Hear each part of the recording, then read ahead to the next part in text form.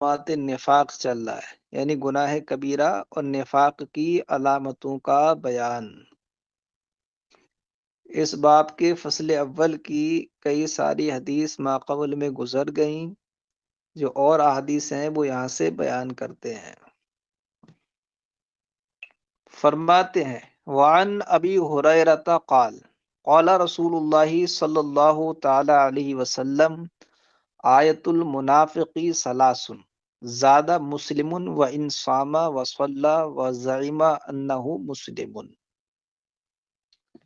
حضرت ابو ہریرہ رضی اللہ تعالیٰ عنہ سے یہ حدیث ہے، کہتے ہیں اللہ کے رسول صلی اللہ علیہ وسلم نے فرمایا کہ منافق کی علامتیں تین ہیں۔ منافق کی علامتیں تین ہیں۔ یہیں پر امام مسلم نے اپنی روایت میں کچھ الفاظ اور اضافہ کیے ہیں۔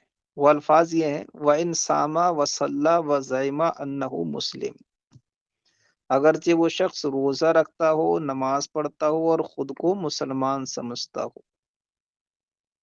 اگر اس میں یہ تین چیزیں ہیں تو وہ نفاق کی علامت ہی ہے۔ بیٹا یہاں منافق سے مراد منافق اعتقادی ہے، جو دل میں کافر ہوتا ہے اور زبان سے مسلمان بنتا ہے، وہ مراد ہے۔ اور یہ جو علامتیں ہیں وہ منافق کی پہچان ہے، یعنی جو منافق ہوتا ہے اس کے اندر یہ چیزیں پائی جاتی ہیں۔ لیکن ہر وہ شخص جس کے اندر یہ چیزیں پائی جائیں وہ منافق ہی ہو ایسا ضروری نہیں ہے۔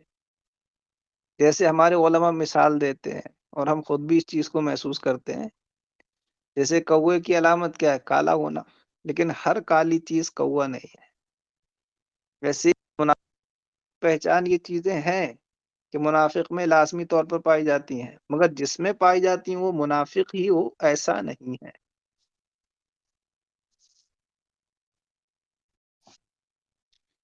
بسم اللہ الرحمن الرحیم۔ میں نے بتایا کہ یہاں منافق سے مراد منافق اعتقادی ہے، اور جو منافق اعتقادی ہوتا ہے اس میں یہ بات لازمی طور پر پائی ہی جاتی ہے، لیکن ایسا ضروری نہیں ہے کہ جس کے اندر پائی جائے وہ اعتقاداً بھی منافق ہو، ایسا نہیں ہے۔ اب رہی یہ بات کہ جب ایسا ضروری نہیں ہے تو پھر ان کو منافق کی علامت کے طور پر بیان ہی کیوں کیا گیا؟ تو اس کا جواب بیٹا یہ ہے کہ نبی اکرم صلی اللہ تعالیٰ علیہ وسلم اور صحابہ اکرام کے زمانے میں یہ جو عیوب یہاں لکھے ہیں نا، یہ مسلمانوں میں پائے ہی نہیں جاتے تھے۔ یہ خصلتیں انہی میں پائی جاتی تھی جو منافق ہوتے تھے۔ اس لیے منافقین کی پہچان کے طور پر حضور نے یہ علامات ذکر کی، ہے نا؟ تو اس وقت ایسا ہی تھا، لیکن نئے رنگی زماں کہیے یا مسلمانوں کی زبو حالی کہیے کہ اب یہ جتنی بھی حدیث میں ذکر ہے منافقوں کی علامت کے طور پر، یہ آج مسلمانوں میں سنیوں میں بھی پائے جاتے ہیں۔ تو ان کے پائے جانے سے یہ لازم نہیں آئے گا کہ وہ منافق اعتقادی ہو گئے۔ ہاں وہ بدعمل ہوں گے، اب اس کی وجہ سے گناہ گار ہوں گے۔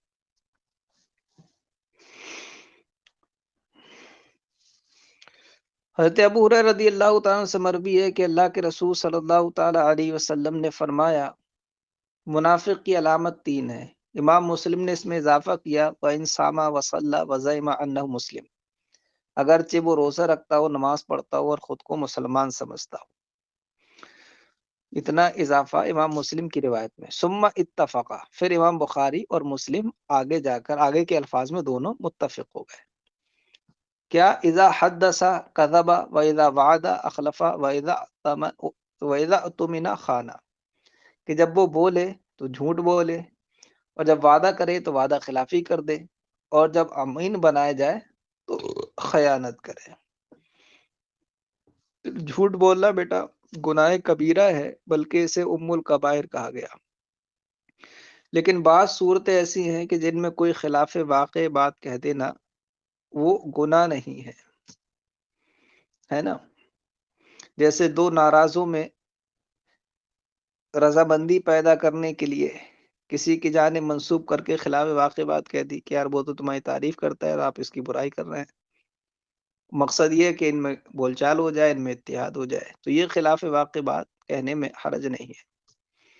اسی طرح بیوی کی دلجوئی کے لیے کوئی خلاف واقع بات کہہ دی، اس قدر کی گنجائش ہے۔ اسی طرح جنگ میں خلاف بات کے بات کہہ دی تاکہ دشمن کو چکمہ دیا جا سکے، تو اس کی گنجائش ہے۔ لیکن بیٹا ان تمام صورتوں میں جھوٹ کی نیت نہ کرے، بلکہ جو مصلحت پیش نظر ہے اسی کی ارادہ کرے، ہے نا۔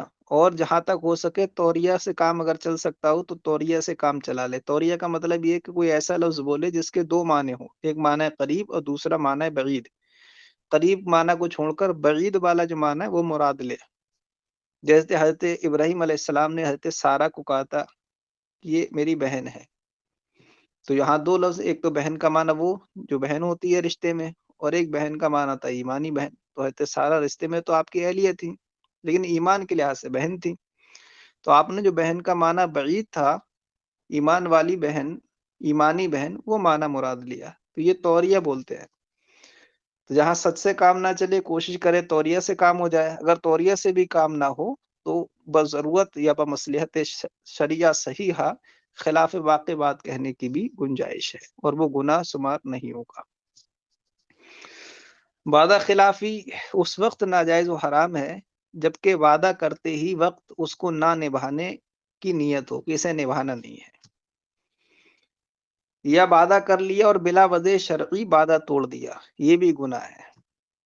وعدہ کیا کرتے وقت نبھانے کا پختہ ارادہ تھا، پھر کسی شرعی یا طبعی مجبوری کی وجہ سے نہ نبھا سکا تو یہ گناہ نہیں۔ امانت رکھی گئی پاس میں اور اس کی اپنی زیادتی یا لاپرواہی کے بغیر وہ فوت ہو گئی تو اس پر کوئی الزام نہیں ہے، نہ اس کو تاوان دینا پڑے گا۔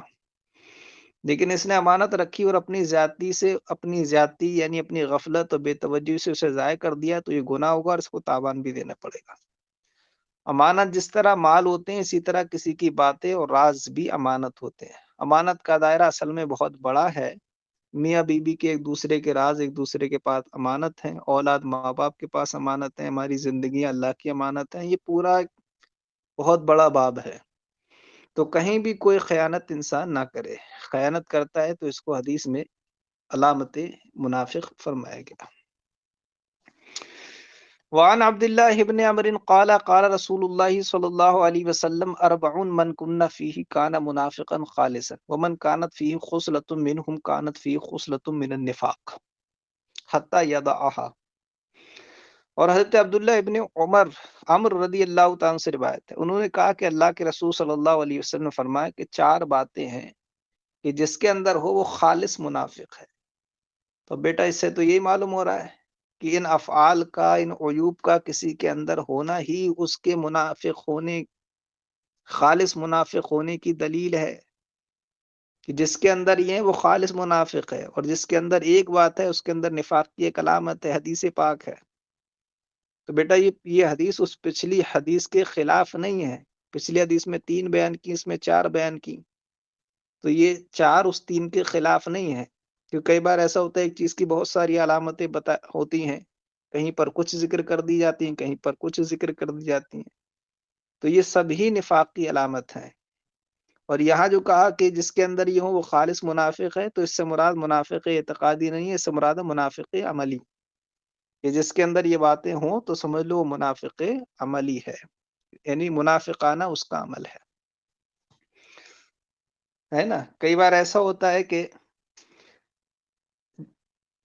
انسان کسی کام کے ارتکاب سے حقیقت میں وہ نہیں بنتا ہے بلکہ اس جیسا بن جاتا ہے، جیسے حدیث شریف میں فرمایا من ترک الصلاۃ متعمدا فقد کفر، کس نے جان بوجھ کر نماز چھوڑی فقد کفر، اس نے کفر کیا۔ تو الفاظ تو فقد کفر کے ہیں کہ اس نے کفر کیا، لیکن مراد کیا، اس نے کافروں جیسا کام کیا، ہے نا۔ تو جیسے اس حدیث میں حقیقت کفر مراد نہیں ہے بلکہ کافروں جیسا کام کرنا مراد ہے، ایسی اس حدیث میں حقیقت میں اس کے منافق ہو جانا مراد نہیں ہے، منافق جیسا کام کرنے والا مراد ہے۔ فرمایا 4 چیزیں من کنہ فی کانا منافقا خالص، جس میں وہ ہوں وہ خالص منافق ہے، ومن کانت فی خصلۃ منہن کانت فی خصلۃ من النفاق، اور جس میں ان میں سے کوئی ایک خصلت ہو تو اس میں نفاق کی ایک خصلت ہے، حتی یضعها، یہاں تک کہ اسے چھوڑ دے۔ وہ چار کیا ہے؟ اذا اؤتمن خانہ، کہ جب اسے امین بنایا جائے تو خیانت کرے، واذا حدث کذب، اور جب گفتگو کرے تو جھوٹ بولے، واذا عاہد غدر، اور جب کوئی معاہدہ کرے تو اس میں دھوکہ کرے، واذا خاصم فجر، اور جب جھگڑا کرے فجر تو گالی گلوچ کرے۔ متفق ہے، یہ حدیث متفق ہے۔ وعن ابن عمر، حضرت عبداللہ ابن عمر رضی اللہ تعالیٰ سے مروی، انہوں نے فرمایا قال رسول اللہ صلی اللہ علیہ وسلم مثل المنافقی کالشاة العائرة بین الغنمین تعیر الی حاذی مرتن و الی حاذی مرتن، رواہ مسلم۔ اس حدیث پاک میں سرکار صلی اللہ علیہ وسلم نے منافق کی ایک مثال بیان کی ہے۔ کس سے؟ شاتن عائرہ سے۔ آرا یعیرو، اس کا معنی آتا ہے ذہبا و جاء، جانا اور آنا۔ شاتن عائرہ اس بکری کو کہتے ہیں جو دو بکروں کے درمیان گھومتی ہے، دونوں سے لذت اور فائدہ اٹھانے کے لیے، کبھی اس بکرے کو جا خوش کرتی ہے اور کبھی اس بکرے کو خوش کرتی ہے، اسے شاتن عائرہ بولتے ہیں۔ حضور نے منافق کی مثال اسی بکری سے دی کہ منافق کا بھی یہی حال ہوتا ہے، مسلمانوں کو بھی خوش رکھنا چاہتا ہے اور کافروں کو بھی خوش رکھنا چاہتا ہے، اور اس خوش آمد میں اس کا اپنا کچھ دین نہیں بچتا ہے۔ جیسے اس بکری کی اپنی کوئی عزت اور وقار نہیں رہتی ہے، بکروں کے لیے وہ ایک لذت کا سامان بن کر رہ جاتی ہے بس، ایسے یہ شخص، اس کی اپنا کوئی دین نہیں بچتا ہے، خوش آمد کرتے کرتے، ہے نا، اس کا اپنا کوئی دین نہیں رہتا ہے۔ تو منافق کی مثال یہ سرکار نے بیان فرمائی۔ اس سے معلوم ہوا کہ خوشامد کرنے والا آدمی کبھی مذہب میں پختہ نہیں ملے گا، اس کی باتیں وہی ہوں گی پل پلی ٹائپ کی، کبھی کچھ بات کرے گا، کبھی کسی کی منہ دیکھی، کبھی کسی کی منہ دیکھی۔ آج بھی بہت سارے مسلمان کہلانے والے ہیں جن کا مزاج صلح کلیانہ ہے، ارے بھائی سب صحیح ہیں، دیوبندی بھی صحیح ہیں، بھابی بھی صحیح ہیں، سنی بھی صحیح ہیں، بریلوی بھی صحیح ہیں، سب کلمہ پڑھتے ہیں، نماز پڑھتے ہیں، روزے رکھتے ہیں، سب صحیح ہیں، سب کو خوش رکھیں گے، ہیں، رند کے رند رہیں اور ہاتھ سے جنت بھی نہ جائے، شرابی کی شرابی رہیں اور جنتی کی جنتی رہیں، یہ چاہیے ان کو۔ کچھ یہ ہوتے ہیں کہ اگر ہم وہابی کو دیوبندی کو سخت کلمہ کہیں گے تو پھر ان میں تبلیغ کیسے کریں گے اور ان میں گھومیں گے کیسے، ان کو سمجھائیں گے کیسے؟ تو یہ سخت کلمہ سے مراد یہ ہے کہ گالی گلوچ دینے کے لیے تو کوئی نہیں کہتا ہے کہ ان کو گالیاں بکنے لگو، لیکن جہاں حکم بیان کرنے کی بات آئے کم سے کم وہاں حکم تو بیان کر دو۔ لوگ دیوبندی وہابیوں کی ظاہری چیزوں سے اگر فریب کھا رہے ہیں، دھوکہ کھا رہے ہیں، تو ان کا مکر تو بیان کر دو، لیکن کچھ لوگ مکر بھی نہیں بیان کریں گے، ہے نا، وہ کان پر ان کے جوں نہیں رونگے گی، بالکل صاف سونگ جائے گا، کچھ نہیں بولنا ہے کسی کے بارے میں، ماحول خراب ہو جائے گا، یہ خراب ہو جائے گا۔ تو اس طرح کے جو لوگ ہوتے ہیں نا، تو وہ بھی شاۃ عائرہ ہوتے ہیں، دونوں بکروں سے فائدہ اٹھاتے ہیں، کبھی ادھر کبھی ادھر۔ سرکار نے یہ مثال جو بظاہر تھوڑی عجیب معلوم ہو رہی ہے اس لیے بیان فرمائی تاکہ لوگوں کے دلوں میں ایسی روش سے نفرت پیدا ہو۔ ظاہر سی بات ہے کہ جو بکری ایسا کرتی ہے اس کی کوئی عزت و وقت نہیں ہوتی ہے اور اس کے لیے وہ الفاظ بول دیے جا سکتے ہیں جو میں نہیں بول سکتا، ایسی تشبیہ حضور نے دی تاکہ اس روش سے نفرت پیدا ہو اور انسان اپنا موقف مستقر کرے، اپنے موقف پر پختگی سے تسلط کے ساتھ قائم ہو، ہے نا، منافقوں کی طرح ادھر ادھر بھاگتا نہ پھرے، نفرت لے کر آئے اس روش سے اپنے دل میں، اس لیے بیان فرمائی۔ اور جو اس روش کے حامی ہیں، اس روش پر قائم ہیں، انہیں اپنی ذلت بھی اس حدیث سے سمجھ لینا چاہیے کہ ہماری اپنی اوقات کیا ہے، شاۃ عائرہ کے مثل ہیں ہم بارگاہ رسالت کی زبان سے، ہے نا، انہیں اپنی اوقات بھی اور حیثیت بھی سمجھ لینی چاہیے اور اپنی روش کو سدھار لینا چاہیے کہ جب اللہ کے نبی ہماری روش کو شاۃ عائرہ کی روش بتا رہے ہیں تو ہماری کیا عبادت قبول ہوئی ہوگی، کیا ہمارے اخلاق سنے جا رہے ہوں گے، کیا ہماری بارگاہ خدا و رسول میں کوئی وقت ہوگی؟ انسان اپنی روش اس سے سدھار لے۔ حضرت عمر رضی اللہ ابن عمر رضی اللہ تعالیٰ عنہ سے مروی ہے، انہوں نے کہا کہ اللہ کے رسول صلی اللہ علیہ وسلم نے فرمایا مثل المنافقی کشات نعیرتی بین الغنمین، منافق کی مثال اس بکری کی طرح ہے جو دو بکروں کے بیچ گھومتی ہے، تغیر الی حاضی مرتن، ایک بار اس کے پاس جاتی ہے، ویلی حاضی مرتن، اور پھر اس کے پاس جاتی ہے۔ رواہ مسلم، اس حدیث کو امام مسلم نے روایت کیا۔ الفصل الثانی، فصل ثانی، ان صفوان ابن عسال، حضرت صفوان ابن عسال رضی اللہ تعالیٰ عنہ، یہ صحابی رسول ہیں، کوفہ سے تعلق ہے، قبیلہ بنی مراد کے رہنے والے ہیں، 12 غزبوں میں اللہ کے رسول صلی اللہ علیہ وسلم کے ساتھ شریک رہے۔ حضرت صفوان ابن عسال سے مروی ہے، انہوں نے کہا قال یہودی لصاحبہ اذهب بنا الی ھذا النبی۔ حضرت صفوان ابن عسال کے حدیث میں 2 یہودیوں کا ذکر ہے، جن میں سے ایک نے دوسرے سے کہا کہ بھئی ہمیں ان نبی کے پاس لے چلو، جو مکہ سے چل کے مدینہ میں آئے ہیں، ان کے پاس ہمیں لے چلو۔ ان کے آنے کا مقصد اللہ کے رسول صلی اللہ تعالیٰ علیہ وسلم سے کچھ سوالات پوچھنا تھا، اور غالباً یہ پوچھنا آزمانے اور پرکھنے کے لیے تھا کہ دیکھو صحیح بتا پائیں گے یا نہیں۔ سرکار صلی اللہ علیہ وسلم کی بارگاہ میں آئے، سرکار سے پوچھا آپ ہمیں آیات بینات کے بارے میں بتائیے، آیات بینات کیا ہے؟ بیٹا آیات بینات سے مراد اگر احکام لیے جائیں، آیت بینات کے بارے میں پوچھا تو سرکار صلی اللہ تعالیٰ علیہ وسلم نے انہیں احکام بتا دیے، بتایا کہ اللہ کا شریک نہ ٹھہراؤ، چوری نہ کرو، زنا نہ کرو، کسی جان کو ناحق قتل نہ کرو، کسی بے گناہ کو سلطان کے پاس قتل کرنے کے لیے نہ لے جاؤ، جادو نہ کرو، سود نہ کھاؤ، پاک دامن پر تہمت مت لگاؤ، جنگ کے دن بھاگو مت۔ یہ سرکار نے 9 حکم بیان کر دیا۔ اب آیت بینات سے مراد اگر ہم احکام لیں تو پھر سرکار کا جواب جو ہے نا ان کے سوال کے بالکل مطابق ہے، کیونکہ آیات بینات احکام کو بھی کہا جاتا ہے، جو روشن کھلے ہوئے احکام، واضح احکام ہوتے ہیں جو تمام شریعتوں میں تھے۔ تو حضور کا یہ جواب سوال کے مطابق ہے، کیونکہ جو چیز حضور نے بیان فرمائی ان کا حکم سب شریعتوں میں تھا، بالکل واضح ہے، دینی فطرت کے احکام ہیں یہ۔ لیکن اگر آیات بینات سے مراد وہ آیات بینات لیں جن کو اللہ پاک نے حضرت موسیٰ کو عطا فرمایا تھا، فرمایا وَلَقَدْ آتَيْنَا مُوسَىٰ آیات 9 آیات بینات، کہ ہم نے موسیٰ کو 9 کھلی نشانیاں عطا فرمائی، وہ جس میں ید بیضاء ہے آپ کا، ہے نا، اور آپ کا عصا ہے، اور پتھروں پر عصا مارنے سے پانی کا نکلنا ہے، جو روشن 9 معجزات اللہ پاک نے حضرت موسیٰ کو عطا فرمائے تھے۔ اگر وہ مراد ہیں آیت بینات سے تو پھر سرکار صلی اللہ علیہ وسلم کے یہ جواب سوال کے مطابق نہیں ہے بلکہ حکیمانہ جواب ہے یہ۔ کئی بار ایسا ہوتا ہے کہ پوچھنے والا غیر ضروری چیز پوچھ رہا ہوتا ہے، اور جو چیز ضروری ہوتی ہے اسے نہیں پوچھ رہا ہوتا ہے، تو مجیب جب حکیم ہوتا ہے، حکمت والا ہوتا ہے، تو وہ اسے وہ جواب دیتا ہے جو اسے ضروری ہوتا ہے نا۔ تو وہ حضرت موسیٰ علیہ السلام کے معجزات کے بارے میں پوچھ رہے تھے، حالانکہ ان کے لیے ضروری یہ تھا کہ کفر و شرک سے باز آ کر ایمان لائیں اور برے کاموں سے بچیں۔ تو حضور نے فرمایا کہ موسیٰ کے معجزات کے بارے میں مت پوچھو، بلکہ ان احکام کے بارے میں پوچھو جو تمہارے لیے ضروری ہے۔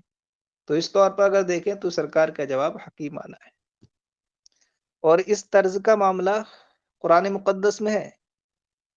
قرآن مقدس میں آیت کریمہ یسألونک عن الاہلہ، کہ وہ تم سے پوچھتے ہیں چاندوں کے بارے میں۔ حضرت معاذ بن جبل وغیرہ اصحاب آئے تھے تو وہ چاند کے گھٹنے اور بڑھنے کا سبب معلوم کر رہے تھے کہ رسول اللہ چاند نکلتا ہے، شروع میں پتلا ہوتا ہے، پھر بڑا ہوتا ہے، بڑا ہوتا رہتا ہے، پورا ہو جاتا ہے، پھر گھٹنا شروع ہوتا ہے، پھر اتنا ہی رہ جاتا ہے باریک سا جیسے نکلا تھا۔ تو اس چاند کے گھٹنے بڑھنے کا سبب کیا ہے، یہ حضور سے پوچھا تھا۔ تو اس پر اللہ پاک نے آیت کریمہ نازل فرمائی، فرمایا یسألونک عن الاہلۃ قل ہی مواقیت للناس والحج، کہ وہ تم سے پوچھتے ہیں چاند کے بارے میں، تم فرماؤ کہ وہ وقت ہے مواقیت للناس، لوگوں کے لیے وقت، اور وقت کے جاننے کا طریقہ اور حج کے موسم کو جاننے کا طریقہ ہے۔ یعنی اللہ پاک نے گھٹنے بڑھنے کا سبب بیان نہیں کیا، بلکہ گھٹنے بڑھنے سے متعلق جو منافع ہیں، لوگوں کے جو فائدے ہیں، جو اس میں حکمتیں ہیں، وہ ذکر کی کہ سبب مت پوچھو، سبب کا تم کیا کرو گے؟ گھٹنے بڑھنے کا سبب معلوم بھی ہو جائے کیا فائدہ ہوگا؟ تم یہ پوچھو کہ اس گھٹنے بڑھنے سے فائدہ کیا ہوتا ہے، اس گھٹنے بڑھنے کی حکمت کیا ہے؟ اس سے لوگوں کو وقت معلوم ہوتا ہے، مہینے کا تعین ہوتا ہے، ہفتے کی تعین ہوتی ہے، دن کے تعین ہوتی ہے، یہ سب چاند سے تو ہوتا ہے۔ پھر حج کرنا ہوتا ہے، اس کے دن متعین ہے، تو حج کے مہینوں کی تعین بھی چاند سے ہو جاتی ہے۔ تو اس میں جو منافع ہیں ان کے بارے میں اللہ پاک نے ارشاد فرمایا، جو سوال تھا وہ نہیں بتایا کیونکہ وہ غیر ضروری تھا۔ تو یہ طرز قرآن مقدس میں بھی ہے، قرآن مقدس میں بھی جو جواب ہے وہ حکیمانہ ہے کہ غیر ضروری چیزیں چھوڑو، جو ضروری ہے وہ پوچھو، وہ یہ ہے۔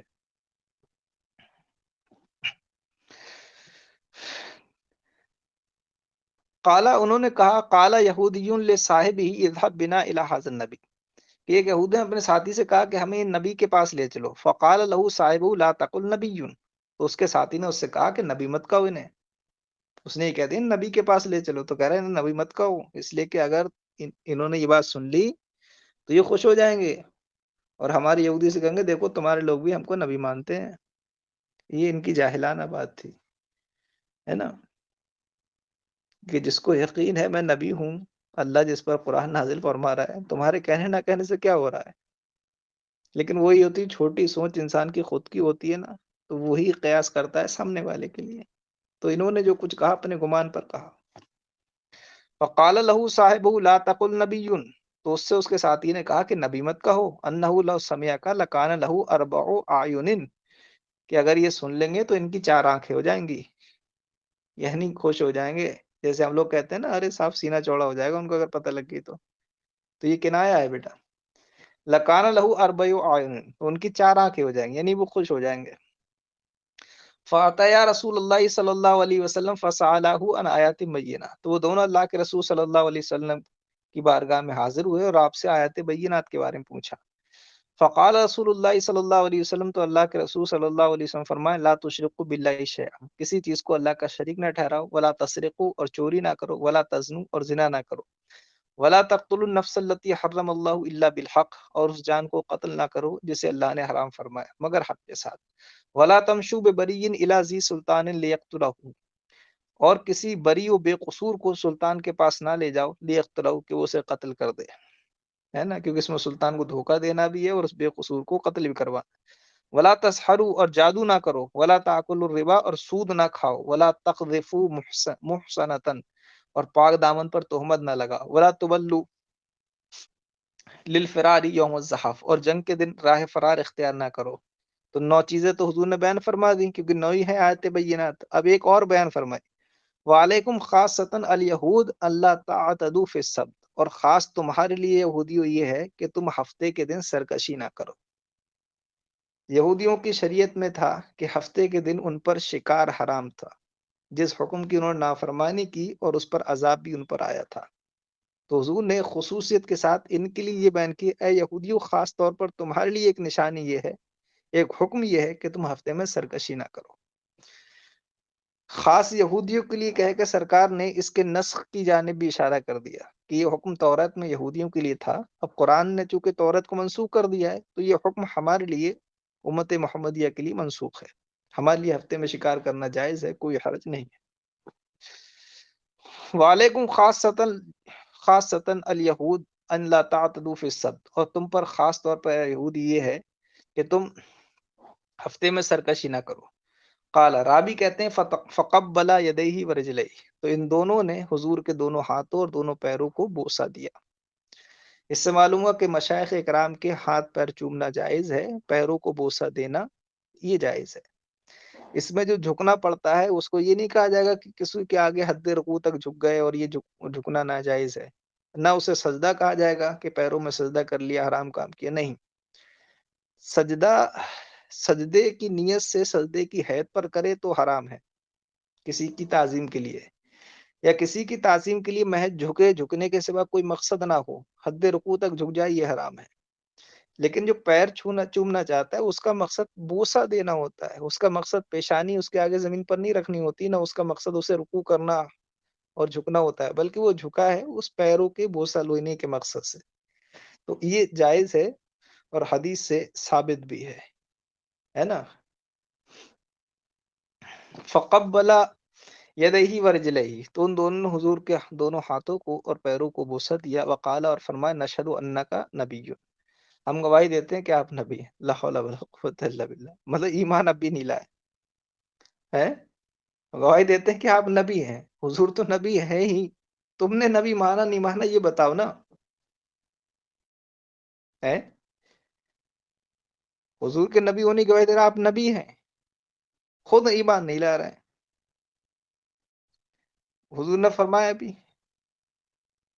وقال نشہد انک نبی، اور ان دونوں نے عرض کی کہ ہم گواہی دیتے ہیں کہ آپ نبی ہیں۔ قال، حضور نے فرمایا، فما یمنعکم ان تتبعونی، تو کون سی چیز تمہیں روکتی ہے میری پیروی کرنے سے؟ یعنی زبان سے میرا نبی ہونا بتا رہا ہے، دل سے مانتے کیوں نہیں؟ فما یمنعکم ان تتبعونی، کون سی چیز تمہیں مانے ہے میری پیروی کرنے سے؟ قالا، تو بولے، اب ایک جھوٹ گڑا، اب یہودی والی خسرت دکھائی۔ قالا، بولے، ان داؤد علیہ السلام دعا ربہ اللہ یزال من ذریتہ نبی وانا نخاف ان تبعناک ان یقتلن الیہود، دونوں بولے کہ حضرت داؤد علیہ السلام نے دعا فرمائی تھی اپنے رب سے کہ ان کی اولاد سے نبوت زائل نہ ہو، یعنی ہمیشہ کوئی نہ کوئی نبی رہے، یہ حضرت داؤد علیہ السلام نے دعا کی تھی۔ اور داؤد علیہ السلام چونکہ بنی اسرائیل سے تھے اور حضور صلی اللہ علیہ وسلم بنی اسماعیل سے تھے، تو کہا اس لیے ہم آپ پر ایمان نہیں لا سکتے۔ حالانکہ یہ ان کا محض جھوٹ تھا، تمام انبیاء نے حضور صلی اللہ علیہ وسلم کی آمد کی خبر دی اپنی امت کو کہ نبی آخر الزمان آئیں گے، ان کے بعد کوئی نہیں آئے گا، سب نے یہ خبر دی۔ اور جب سب نے یہ خبر دی اور سب سے عہد بھی لیا گیا، قرآن مقدس میں عہد انبیاء ہے موجود پورا، تو حضرت داؤد علیہ السلام یہ دعا کیوں کر کریں گے کہ ان کی ذریت اور اولاد میں سے کبھی نبوت ختم نہ ہو، جبکہ وہ جانتے ہیں کہ نبی آخر الزمان بنی اسماعیل سے ہوں گے۔ تو انہوں نے حضرت داؤد علیہ السلام پر بھی یہ جھوٹ گڑھ لیا، ہے نا، اتنے ماہر تھے جھوٹ گڑھنے میں۔ اور یہ بھی کہا کہ اگر ہم آپ کی پیروی کر لیں، یعنی آپ پر ایمان لے آئے، تو یہودی ہمیں قتل کر دیں گے، یہ بھی محض جھوٹ تھا اور محض ایک بلا وجہ کا ہیلا اور بہانہ تھا۔ اور یہودی ایمان لائے تو کیا انہیں یہودیوں نے قتل کر دیا؟ نہیں، یہ سب اغواء شیطان ہے، نفس امارہ کا جال ہے یہ۔ قال ان داؤد علیہ السلام دعا ربہ اللہ یزال من ذریتہ نبی وان نخاف ان تبعناک ان یقتلن الیہود، بولے کہ داؤد علیہ السلام نے اپنے رب سے دعا کی تھی کہ ان کی اولاد سے نبی آنا ختم نہ ہو، اور ہم ڈرتے ہیں کہ اگر ہم پیروی کریں آپ کی تو یہود ہمیں قتل کر دیں۔ اس کو امام ترمذی نے، ابو داؤد اور نسائی نے روایت کیا۔ وعن انس قال قال رسول اللہ صلی اللہ علیہ وسلم، اور حضرت انس رضی اللہ تعالیٰ عنہ سے مروی ہے، اللہ کے رسول صلی اللہ علیہ وسلم فرمایا، ثلاث من اصل ایمان، تین چیزیں ایمان کی اصل اور بنیاد ہیں کہ جن کے بغیر ایمان قائم رہ ہی نہیں سکتا۔ سب سے پہلے کیا؟ لا الہ الا اللہ کہنے والے سے رک جاؤ، اس کی تکفیر مت کرو، اسے کافر مت کہو، کسی گناہ کی وجہ سے اور کسی بے عملی کی وجہ سے اسلام سے اسے خارج نہ جانو۔ بیٹا اس کی تشریح پچھلی حدیثوں میں گزر چکی ہے کہ یہاں لا الہ الا اللہ سے مراد تمام عقائد اسلامیہ ہے، تمام ضروریات دین ہے، کہ جو تمام ضروریات دین کو مانتا ہے، اگر وہ گناہ کبیرہ کر دے یا کوئی بدعملی کرے تو اسے کافر یا اسلام سے خارج قرار نہیں دیا جائے گا۔ یہ دیوبندی وہابیوں کو جو کافر و خارج اسلام کہا جاتا ہے، وہ اسی وجہ سے کہ وہ ضروریات دین کے منکر ہیں یا ضروریات دین کے منکر کو مسلمان سمجھتے ہیں۔ اگر وہ تمام ضروریات دین کو مانتے اور کسی بدعملی گناہ کے مرتکب ہوتے تو انہیں ہرگز کوئی کافر نہیں کہتا، ہے نا۔ لہذا اس میں رد ہے معتزلہ کا، جو گناہ کبیرہ کے مرتکب کو اسلام سے خارج کہتے ہیں، ہے نا، ان کا رد ہے اس میں کہ گناہ کبیرہ کے مرتکب کرنے والا ایمان سے خارج نہیں ہوتا ہے، اسلام سے نہیں نکلتا ہے، اور اس کو کافر کہنا بھی جائز نہیں ہے۔ دوسری چیز حضور نے یہ بیان فرمائی کہ جب سے میری بعثت ہوئی ہے تب سے ہی جہاد جاری ہے، اور یہ جہاد جاری رہے گا دجال کے نکلنے تک، یہاں امت کا آخری گروہ دجال سے لڑے گا۔ اس جہاد کو کوئی ظالم بادشاہ کا ظلم یا عادل بادشاہ کا انصاف بند نہیں کر سکتا۔ یعنی اگر ظالم بادشاہ سمجھے کہ میں اپنے ظلم سے حق پرستوں کو دبا دوں گا اور جنگ ہمیشہ کے لیے ان کی ختم ہو جائے گی، نہیں ہوگی۔ کوئی عادل بادشاہ سوچے کہ میں ایسا عدل و انصاف کام کر دوں گا کہ کبھی جنگ کی نوبت بھی نہ آ سکے، یا میں اپنے عدل انصاف سے جہاد کا حکم ختم کر دوں گا، تو یہ کبھی نہیں ہوگا۔ جب سے حضور کی بعثت ہے تب سے حق پرستی اور کی جنگ رہی ہے باطل کے خلاف، اور یہ رہے گی یہاں تک کہ آخری اس امت کا جو گروہ ہوگا اہل حق کا، وہ دجال کے ساتھ لڑے گا۔ دجال کو ختم کر کے بعد کہیں کوئی بغاوت نہیں ہوگی، سب کا دین ایک دین ہوگا، دین اسلام، سب کا ایک مذہب ہوگا، مذہب اسلام۔ اس وقت پھر جہاد کہیں نہیں ہوگا، کیونکہ وہاں کبھی جہاد کی پھر حاجت ہی نہیں ہوگی، اس وقت جہاد کی پھر حاجت نہیں رہے گی۔ اور تیسری چیز حضور نے بیان فرمائی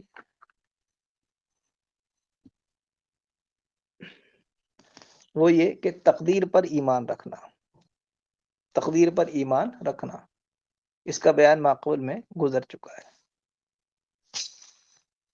یہ آ رہا ایمان بالقدر آ رہا ہے آگے، اسی میں بتاتے ہیں۔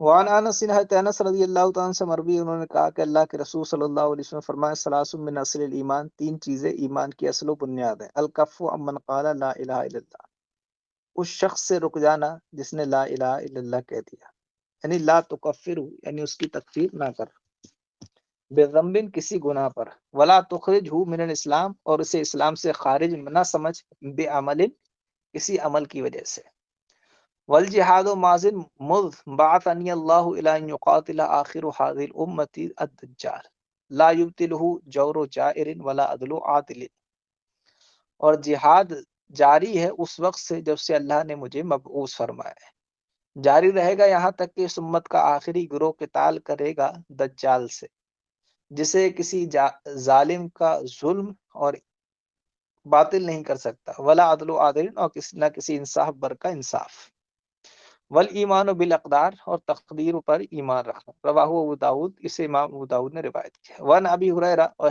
ابو ہریرہ رضی اللہ تعالیٰ عنہ سے مروی ہے، انہوں نے فرمایا قال رسول اللہ صلی اللہ علیہ وسلم، اللہ کے رسول صلی اللہ علیہ وسلم نے فرمایا اذا زنى العبد خرج منہ الایمان، کہ جب بندہ زنا کرتا ہے تو ایمان اس سے نکل جاتا ہے، فکان فوق راسہ کالظلۃ، تو وہ اس کے سر کے اوپر ہوتا ہے سائے کی طرح، یعنی لٹک جاتا ہے، جیسے سایہ ہوتا ہے نا، چھتری ایسی ہوتی، چھتری اس طرح سے وہ لٹک جاتا ہے۔ فَإِذَا خَرَجَ مِنْ ذَلِكَ، پھر جب وہ بندہ اس عمل سے نکل جاتا ہے، اس عمل سے دور ہو جاتا ہے، جدا ہو جاتا ہے، رجع الیہ الایمان، تو اس کی طرف ایمان لوٹ آتا ہے۔ اسی کے مفہوم کے مثل مفہوم کی حدیث حضرت عبداللہ ابن عباس کی روایت سے معقول میں گزر چکی ہے، اور وہاں میں اس کی تشریح کر چکا ہوں۔ رواہ ترمذی و ابو داود، اس حدیث کو امام ترمذی اور امام ابو داود نے روایت